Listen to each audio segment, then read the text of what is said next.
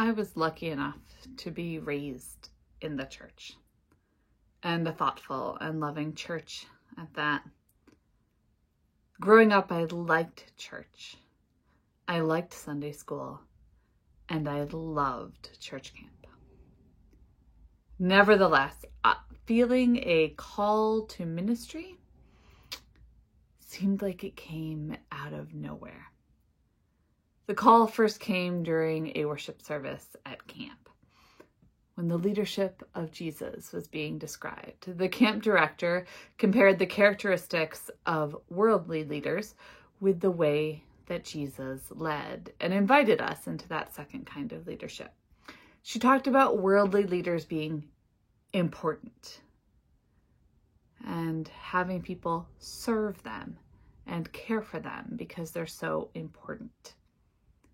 She compared that to the leadership of Jesus seen in foot washing, where leaders lead by serving.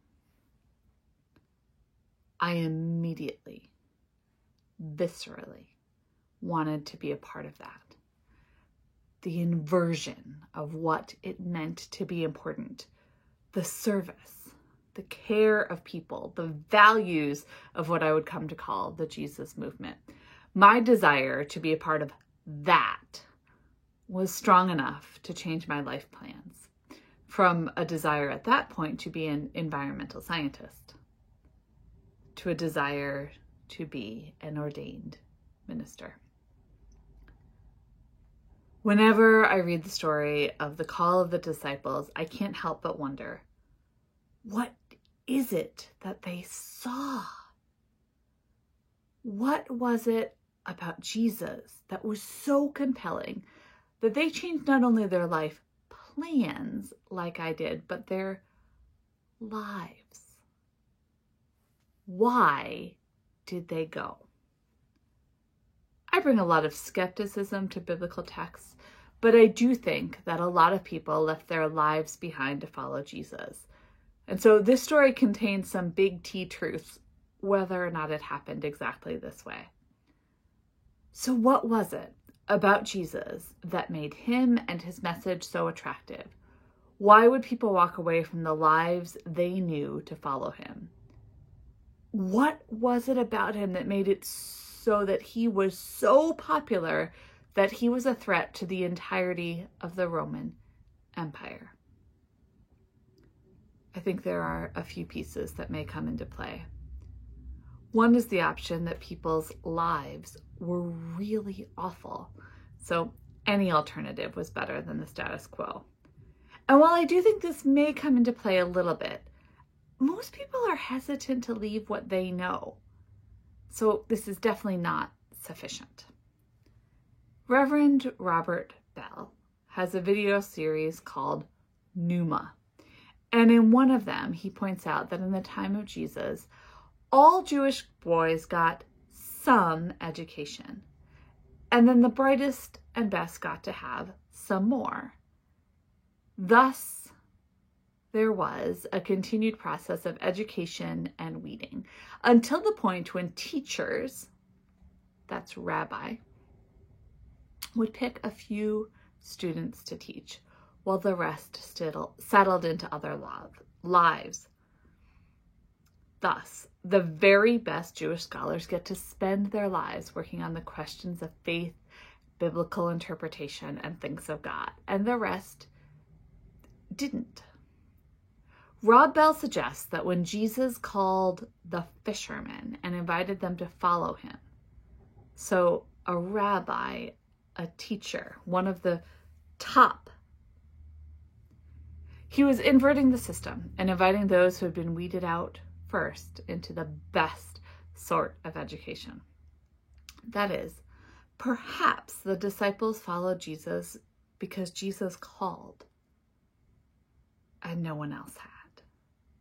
They were welcomed to be students of Jesus when no one else had wanted them. I've never heard this theory anywhere else, though, and I'm not sure it's true, but I know it to contain some other sorts of big T truths.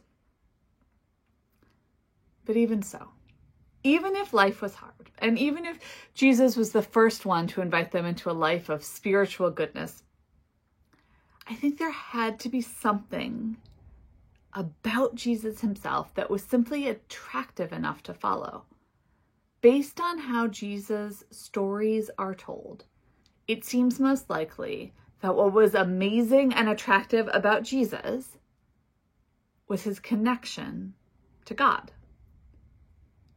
It seems important to remember at this moment that connections to the divine are not a Jesus only thing, nor a Jesus movement only thing.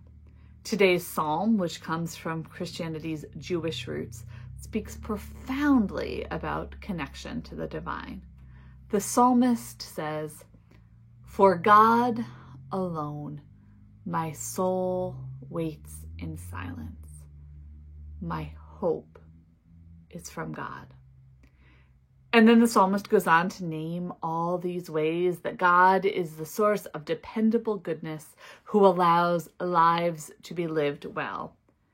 The psalmist compares the inconsistencies of life with the constancy of God, the unimportance of wealth and power with the importance of God's steadfast love.